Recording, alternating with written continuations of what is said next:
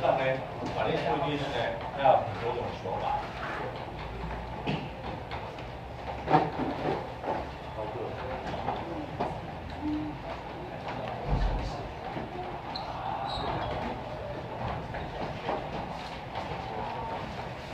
那我想还很多人还不知道，这个反应速率历史啊，叫反应速率历史。它主要是在描述反应机器的快慢程度嘛。那一般呢，它都会写成 R 等于 A 的电磁方嘛，对不对？那它可能跟 B 有关，它可能跟 C 有关嘛，是把它怎样简化？那个 N 呢叫做反应的级数，那为了方便简化，我就把它称为0级、1级跟2级。它有没有可能1/2级？有没有可能-1级？都可以哦。这个交代过啊，那个技术可以是描述要跟数叫对不对？那甚至是例都会出现啊，这种叫反应速率比例式啊。基本上呢，它就可以写成这个德尔塔 A， 对吧？德尔塔 B， 它就可以写成 A 的 n 次方嘛。所以它的求法就从这边来啊。第一种求法呢，会有定义。这个呢，它的误差是最大，因为你的数据非常的方便。不然的话呢，很少会用定义求它的反应速率比例式啊。只要按照定义的话呢，就把它带进来嘛，最多定义嘛，带进来而已啊。就是负的德尔塔啊，德尔塔 A 呢，会把它写成是后来的时间叫 A2 嘛，对不对啊？那后来的数叫 A2， 那原来的数叫什么？叫 A1， 那这个是叫差吗？那时间就是什么 ？A2 减 A1 嘛。那因为呢 ，A2 是越来越小，因为随着时间过。浓度会慢慢的下降，因为 A 是反应度嘛，对不对？所以要加一个符号，保证它怎样带嘛。然后再 A， 再呢 A 我要怎么带？它一开始跟最后面，它哪一个字带最好？就取它什么平均值嘛，对不对？这个最好的话，你就取它的 A1 跟 A2 的平均值。你说那个不要用吗？好，这是呢由定义来做的第一种说法啊，那这个很麻烦啊，万不得已呢才用到它啊。那第二种说法是由呢数据，或是呢它的图形。那这个数据呢又可以分3个方面来解释。为什么数据可以分3个方面解释？假如我们把它简化成呢，在高中只会教0级、1级还有2级嘛。那有数据呢，假如它给的是浓度的数据。给的是浓度数据的话呢，只要是0级反应的话，那它的浓度会随着固定时间成等差数列嘛，这是我们刚才讲重点嘛，对不对？或是呢，时间固定会随着浓度成等比就会叫做1级反应嘛。那假如呢，它的时间不固定，但是每一次降低1半，需要时间是怎样？会变2倍嘛。那这样的话呢，它就是叫做2级反应嘛。我们上次呢花了2节课就在讲这个嘛。那至于说图形怎么用，图形呢只是把数据换成图而已。比如说呢，我们举个例子看哦，0级反应呢，它的 A 浓度随着时间，既然它是成等差数列，所以呢，它的图形应该是一条斜率为负 k 的。一开始多少？叫做 A0嘛，它的斜率叫什么？叫负 k 嘛。请加呢？1级反应请加呢？它叫1级反应的话呢，1级反应的话 ，A 浓度随着时间，那事实上呢，我们在数学的演算上面用那个自然对数是没办法的事啊，所以我教了各位不少用什么半增期法嘛。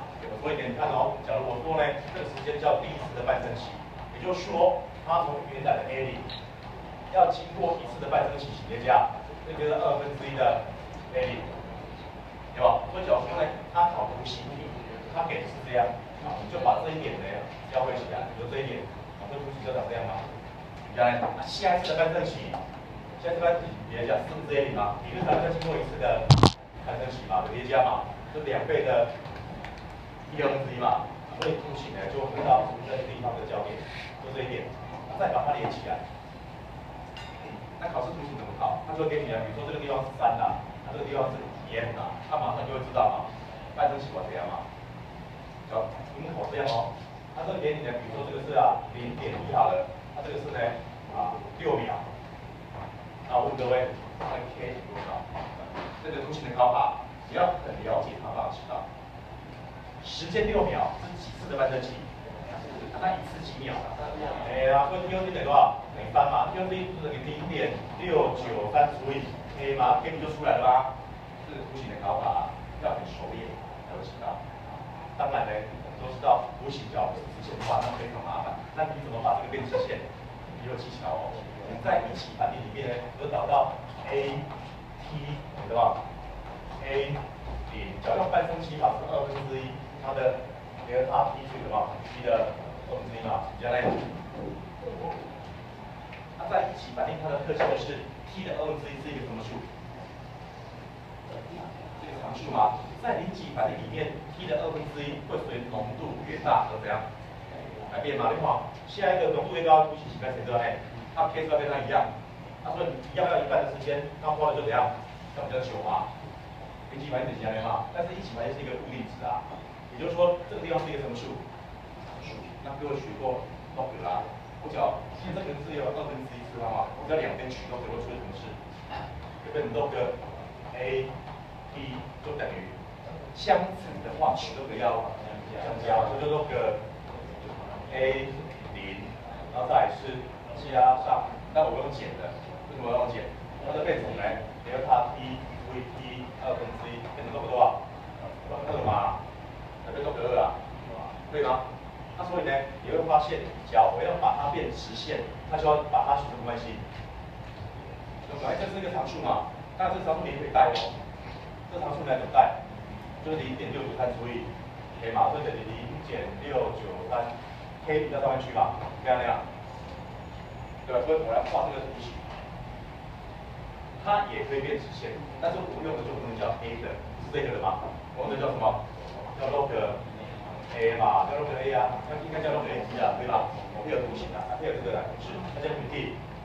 它第一个截取点的叫你，对，记得 log 嘛，log 什么 ？log A0嘛，这几个截取，它出来线条斜率为什么？为这一个的嘛。斜率为这一个的嘛。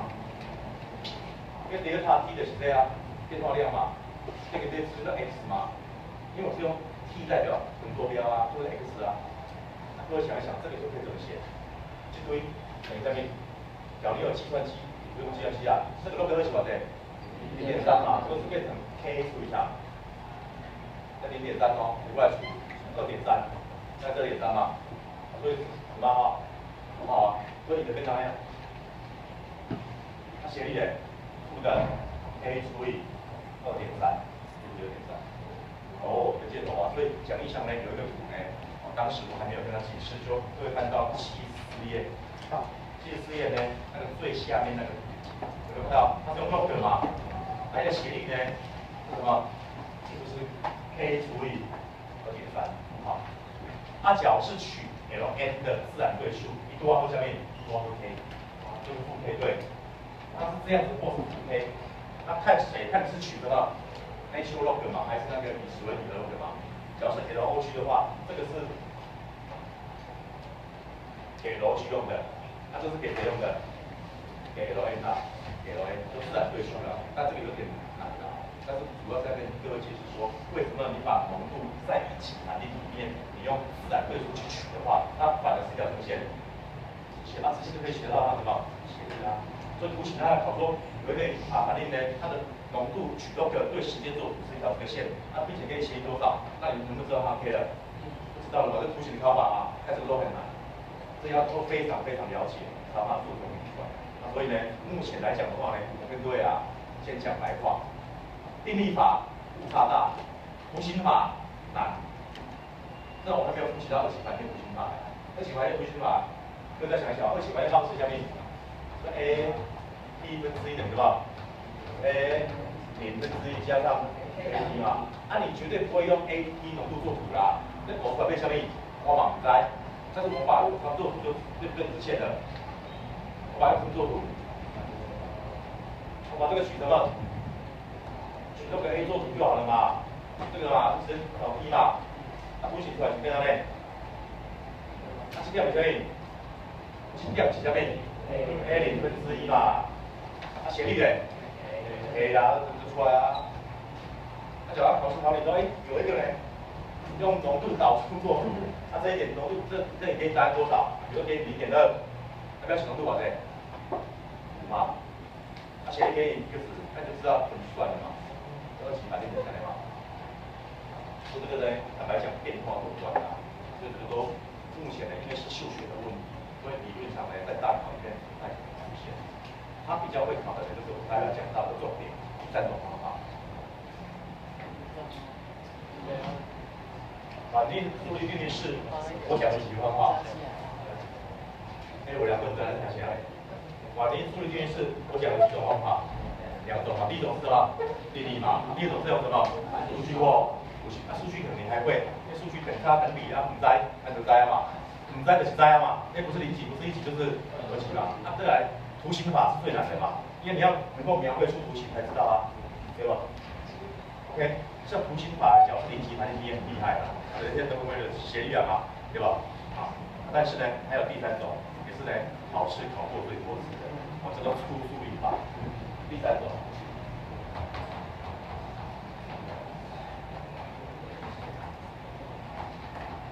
那这个粗速率法呢，我们喜欢呢用例子来帮各位做讲解，因为它不难啦，所以就可以先翻到讲义上来，我们找一个例子来看啊，会翻到那个76页的第标准的粗速率法。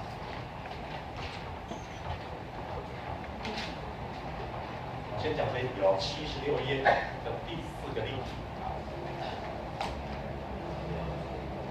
他说呢，有个气体 A 跟气体 B 呢会互相反应，那 A 跟 B 呢在各种浓度的情况下呢，测到的反应速率，各位我们会看到它最后那一个栏位是什么？那速率的直接求其下面类似像瞬时速率一样嘛，因为它只是讲瞬时跟平均嘛，定律是用平均嘛，它这种下面速率就求它的瞬时速率。我们都假设啦，那个速率代表这一段所进行的结果。比如说这里有4次实验他问说呢，那么 A 浓度是0.5的时候 ，B 浓度呢是0.05，那么速率变多少？这一题的解法呢，刚一开始我会讲解的比较详细我们就要先求它什么？设它的反应速率定律是 R 等于什么 ？R 等于 K， 这里有几种反应度？2种，就是 A 的什么 n 次方B 的什么 n 次方你不会讲说老师，那个不是说加进去一起都是1个而已嘛？为什么2个？速率要变好多个没关系，它完全不会复杂。那现在呢，我们需要求到的是有2个东西我要知道 n 跟 n 是多少嘛？我要知道 k 是多少嘛？你可以除啊。那你从哪一个数据可以知道 n 跟 n？ 我最好把其中一个怎样固定嘛？你不你固定住哪一个嘛？比如说各位看这里有4个数据，我先由1、2，那固定谁 ？A 嘛。由呢实验1跟2，这个 ESP 呢代表 SP 呢就实验，由实验呢第1次跟第2次我们知道什么事？知道什么事？知道速率乘12，那等于 K A 瓦谁 ？A 瓦谁 ？0.1嘛，几次方 ？n 次方。B 耶 ？B 耶？0.1的什么 n 次方嘛？还有一个数据2号数据下面24等于 K A 瓦谁？0.1的 n 次方。B 耶 ？B 是0.2 n 次方 n 次方嘛？其他嘞？再来，我怎么知道 n 或 n？ 很简单嘛，就看成第1式，看成第2式嘛。你只要把第1式除以第1式，第2式除以第1式，我将第2式除以第1式，那就变成这个除这个嘛，这个除这个嘛谁？2嘛。K 跟 K 就怎样？掉了啦。接着消掉也好，数学加嘛。应该会那没啥意思。那种叫木修法，用木修法的所以记得没给他啦。但是你要详细做过一次绑定就好了。这2个就被怎样消掉了嘛？所以这个比它几倍？2倍嘛，所以变成2次方 n 次方嘛。那数学叫做 n 瓦谁 ？n 就等于1吗？找出来1个了吗？同样的道理，你会找哪2个实验把 n 求出来？下面那2颗了再有几个实验？3跟43跟4我就不快了3跟4的话呢是3跟4比多少？144嘛，那就等于 K 跟 K 没有怎样消掉了嘛？好，一个是0.2、0.3， 0.3的 n 次方，那0.2的 n 次方，我可以开始写一下好了，要不然你不知道我在玩什么0分钟。这是 r 4 d r 端嘛，对吧？然后再来这个地方，这个 n 不用了 ，n 是多少 ？n 不是1的吗？刚不是写出来了吗？这是多少？这是0.3，那这是0.3嘛？是再来呢？这个除这个往谁？324除以14大概是2.25呢就等于 k 跟 k 嘞交掉嘛？那直接除呢？1.5的，那直接先 n 是吧？他说 n 往谁？就等于2嘛？就解决了。有没有看出来？有吗？所以呢，它的反面速率是 r 就等于多少 ？r 就等于 k 乘以 a 的2次方 b 的4次方。那它可以问的太多了。对 a 是几级反应？对 b 是总级数是，那再来 k 是多少？你想求 k， 怎么求？随便带任何一个数据嘛，比如说我带入第一个实验的数据，第一个实验数据告诉我的速率瓦谁？12嘛，12乘以 k，a 瓦谁 ，b 瓦谁嘛，减2次方减1次方嘛，对吧 ？a 瓦谁？0.1，啊 b 在0.1嘛，所以 k 写出多少？1.2乘以10的4次方，对吧？答对。答对。答对。OK。先前面。这是秒啊。念懂哦 ？MIN 嘛，不要被那个 MS 呢搞混了哦。用单纯请加1.2乘以10的4次方。那最后有没有求在什么浓度下？ k 现在是1.2乘以10的4次方，那 a 跟 b，a 给多少？0.，a 要多少？0.5，那 b 要0.05嘛？那过去把这个展开，答案就是了。展开之后，答案就是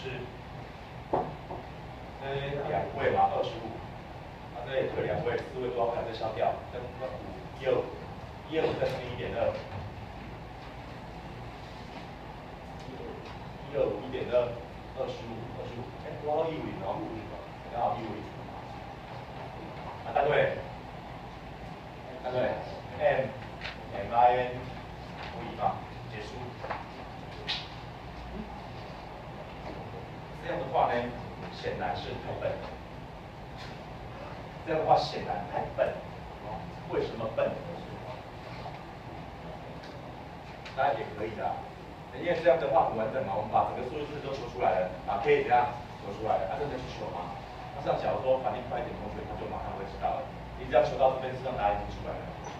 你只要去找随便一组去比就好了嘛，干嘛去带 k？ 根本连 k 也不用求嘛。所以你要不要求 k？ 不用啊。你只要知道它跟2次方 a 的2次方跟 b 的1次方有关系就好了啊。那你去比较第一组数据嘛 ，a 是它几倍 ？a 是它几倍？跟第一组比。a 它几倍？它都比到几倍？25嘛。b 它几倍？1/4。那所以乘以倍的话是0.5嘛？25乘以0.5，是不是12.5？那你就把那个12再乘以12.5得了啊。原来标准型12，那乘以12.5答案出来了。那这个缺点是没法手贴的。那我不反转成怎么样？从头算一次给你看。这一种呢叫粗速率法，叫粗速率法。那也是呢最常考的啦。因为它不太会有差，不太会有差。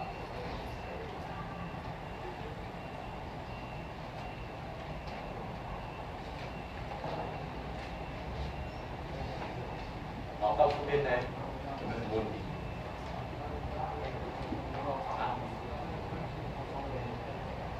快速解法的话，就是说我可以把这一段省略掉。速解法不需要这一段，因为他只要知道这个就好了。意思就是说，反应速率跟 a 的几次方成正比，2次方嘛。你随便选些数据啊，比如说你找第一个数据，我的现在条件是要 a 的几倍？2倍是5倍，啊5倍平方几倍？25倍啊，啊 B 是原来的一半，就是0.5倍，它起来25倍减0.5倍，应该是12.5倍，那它是第4阶的几倍？12.5倍吧，6个12除以12.5啊，它其实表现出来啊，它就但是这个缺点是它不知道 K 啦，它不知道 K 啦，它不知道注解法。好，我们趁着呢，现在还很清楚呢，再来看那个第5题。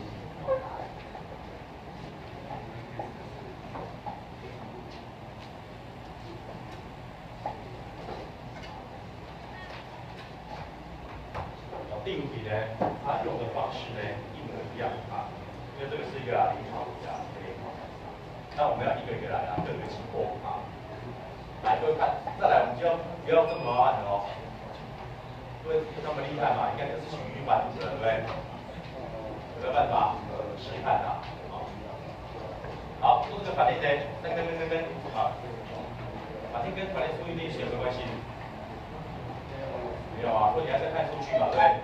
首先呢，会看一下它浓度给几种，这个除掉我们几次方嘛，现在不要了哦，我要观察的。你用观察哪一个？观察1跟2嘛。观察1跟2谁固定的？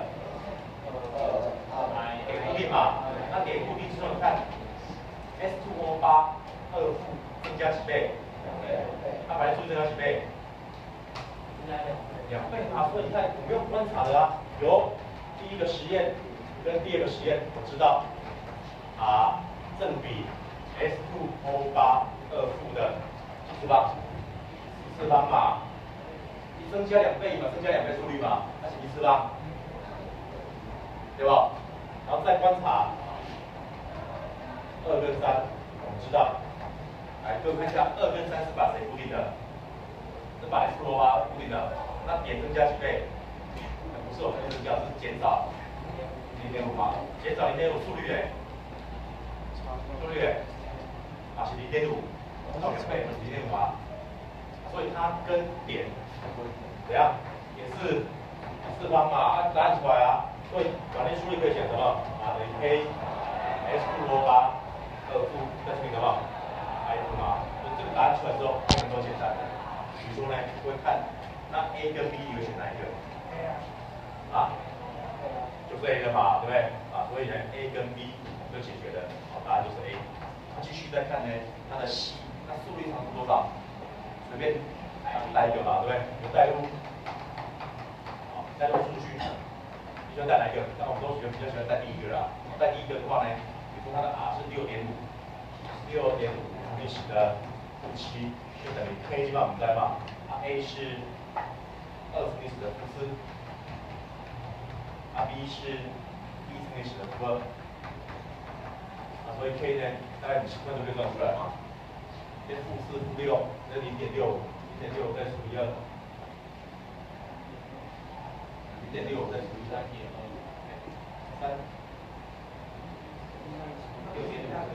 17。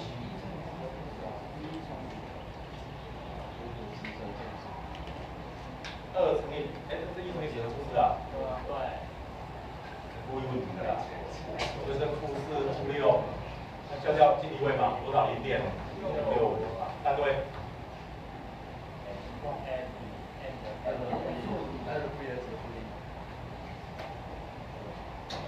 M 负1，来负1。好，所以呢 ，C 跟 D 就选哪一个？有 C 嘛，就选 C 啊。然后最后呢，若S2O8 2负呢再乘大，看起来了吗？R 就等于呢 ，K 现在是0.6，那实际上呢，这两个一个带4乘以10的负4，啊，一个带2乘以10的负2，这个多少？这负4是负8，那这边是8，0.6除以8，5.2，8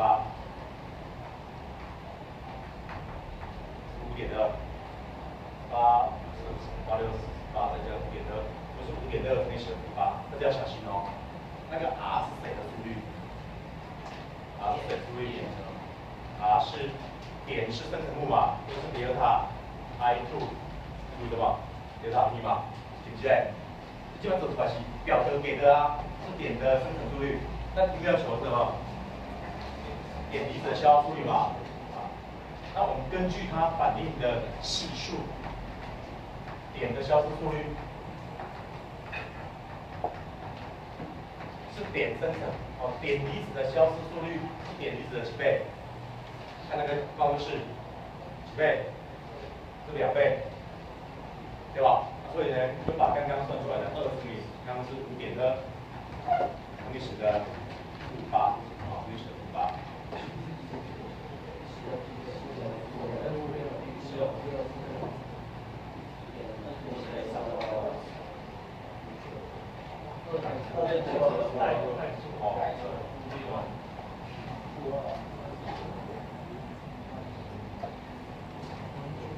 那么就是1.04乘以10的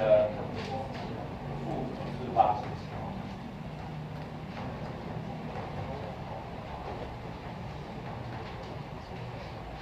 这个地方呢要小心哦，要算出来之后呢，很高兴啊，因为它问的呢并不是点的生成速率，它问的是点离子的消失速率。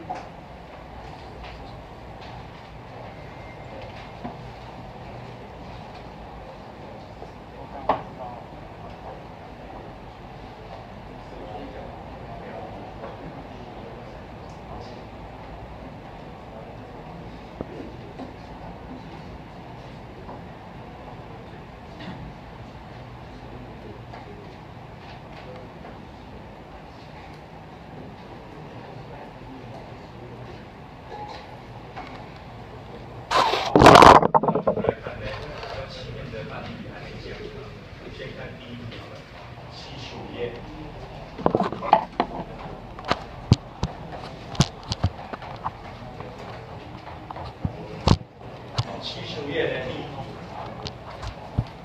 他说有个反应呢叫3x加2y 变成 SD， 速率定律是已经给我了，这个就简化多了嘛。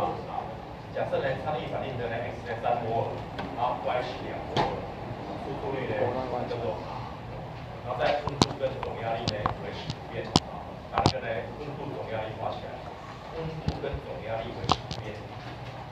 那把 x 呢变成8摩尔，那 y 的摩尔数不变，那反应速率呢将变成多少？这个题目呢不简单，不简单。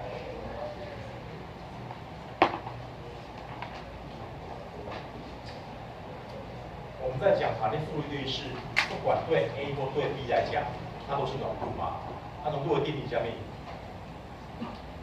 摩尔数除以，他们给体积，没有就要测啊。这个不记得吧？这体积为 v 嘛，对吧？那一开始呢，它的速率叫 r， 那 r 可以怎么写 ？r 可以怎么写 ？r 是等于 k 乘以什么的24方什么的4方嘛？这个是怎样嘞？对吧 ？x 几摩尔？3摩尔，体积诶 v 嘛？那 y 几摩尔？2摩尔，体积是 v， 这是原来 r， 对吧？后来呢？然后我刚刚有叫你画什么？画 T 不变嘛，对吧？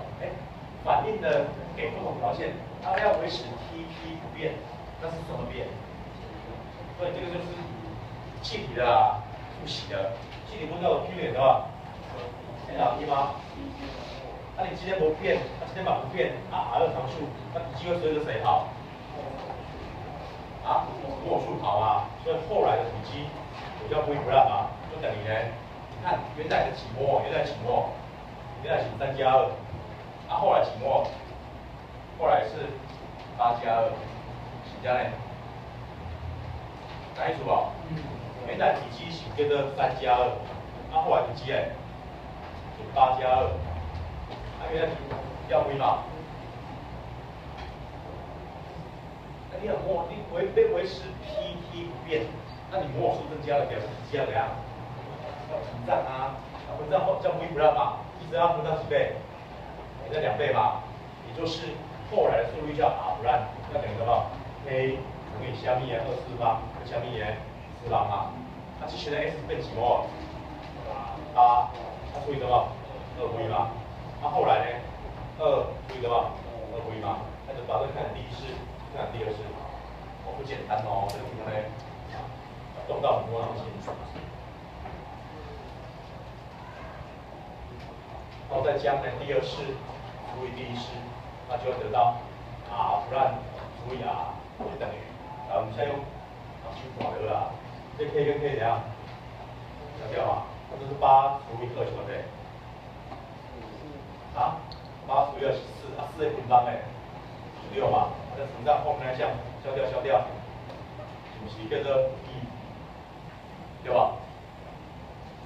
这样消掉是1，啊这3的平方再乘上什么？2的1次方嘛。所以呢，最后我的 r 不然就等于多少？这两个先消掉好了啦，消掉8嘛，它这个平方是9，所以是9分8。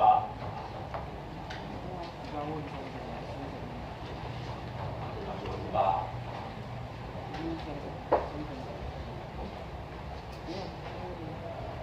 不简单哦。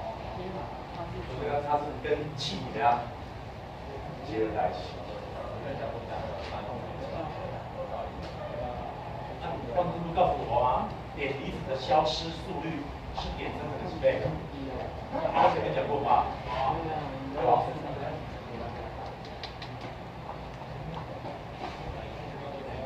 方程式的系数能告诉我什么？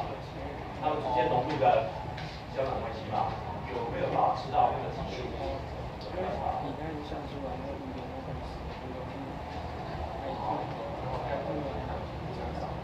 对啊，2比1啊，所以它的消失速率应该是2倍嘛。这样通了哈，男生就要想通了。女生要想多少？想来啊。好，男生猜一个食物。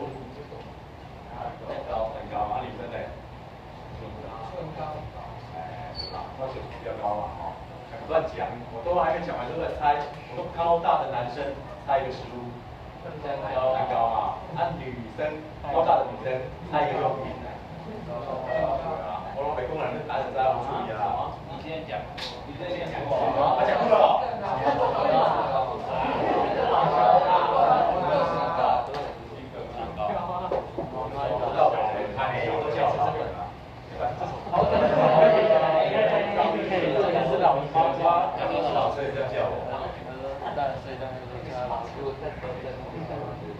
只有太太叫小虎可以。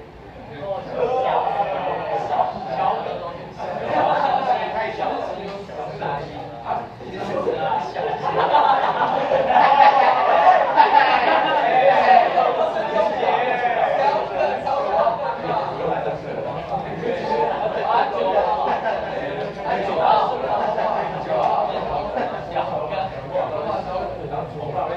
说头小？对，头小。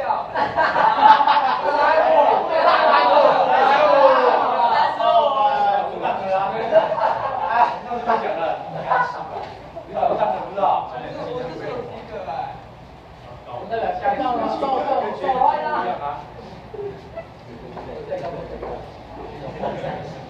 那个下学期不及格的，上下学期不及格还是不及格？啊，它是下的补上，上不能补下。你不要上一期考90，下一期都10分，下一期没及格没有？但是上一期不及格，下一期考平均及格，就上一期及格。但是你写下就这样。那以前要分上下学期，他们就要跟1、2、3画2，所以它每一个地方都独立的。哦，我听台湾跟我讲啊，以前1年级化学有上下，所以上科下就补上。因为上学期当掉54分，那下一期修了70分，上一期及格了，不用修了，不用补考。下不一样，对。现在变成1、2、3，那就没得读了，简读上下。到基础化学上，基础化学下。好，第二题。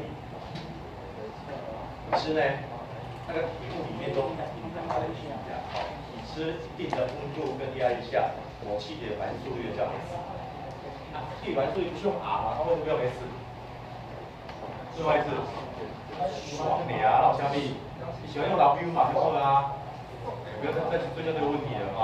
好，现在反应速率定律是呢，它是跟 A 平方 B 方这里，那加了哪一让反应气体积增加微源的，这里就简单多了啦。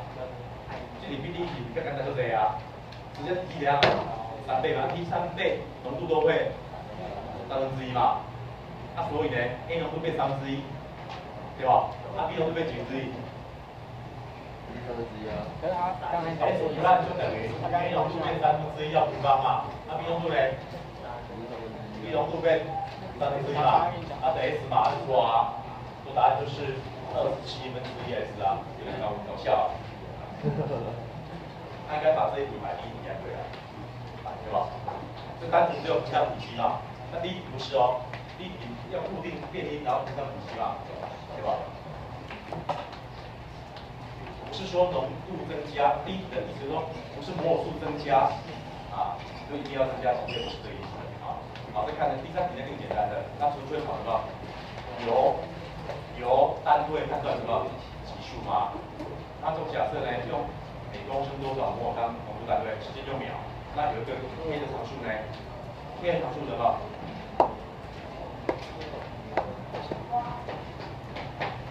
？K 的常数呢，它是 m/mol 负2啊 ，L 248啊 S 负1，相当于是什么？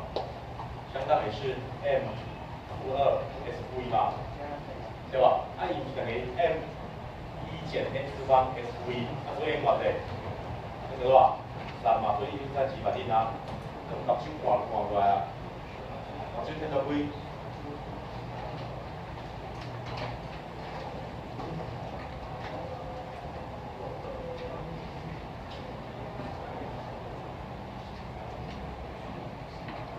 好，那个第6题呢，它有陷阱，因为它花比较多时间，所以下一次再来。哦，先跳到第7题，讲过了吧？第7跟第8我讲过了嘛，对？第7、第8、第9、第10嘛。9还没讲。好。有讲的吗？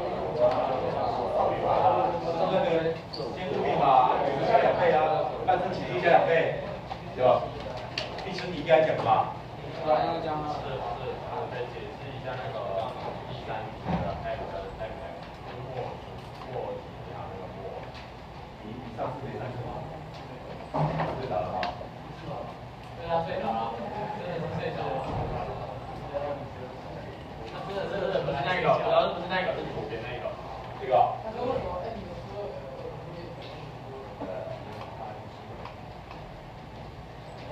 还得了。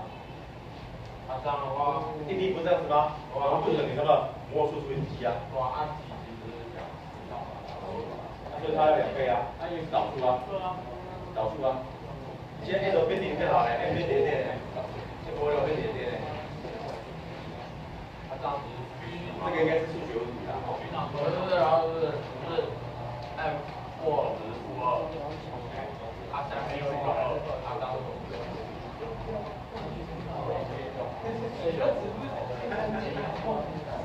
我跟你完全不一样位置啊，写在上面，写在下面。这个是 A， 这是 AD 在下面，然后在上面。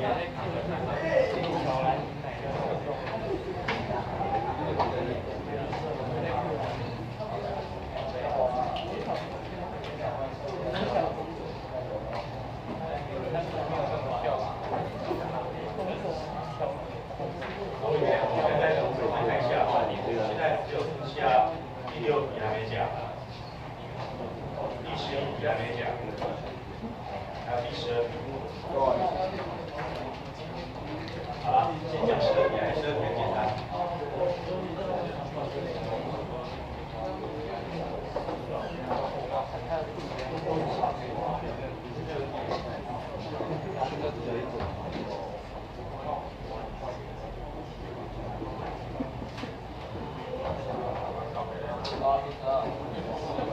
好，笑气的分解呢，变成氮气跟氧气呢是一起反应。好，笑气的分解是这样 ，N2O 经过金的催化，它产生1度加上2度。那这个用观察法就知道了，只有2杯，上面2杯没有1啊。跟反应速度列式跟它没关系，重点在哪里？后面那句话，一起反应画起来。已经改动啊，一起反应，再来，半升期叫什么？叫1嘛。现在来将8大气压的小气放在固定体积跟温度的容器中，求经过T时间后，系统的总压变是多少？经过T时间，现在原来，来各位看哦，原来呢，8大气压一波，这是8大气压嘛，那是2道火嘛，对吧？后来。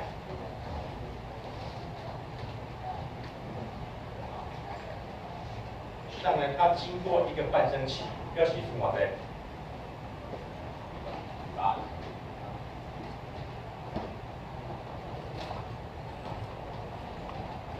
经过半升期除4，一个半升期，它表示白当中减多少？减4嘛，减4再加好对，加4那是加好对，加2嘛，所以最后有多少？加4再加2嘛，答案就是好笑啊。等一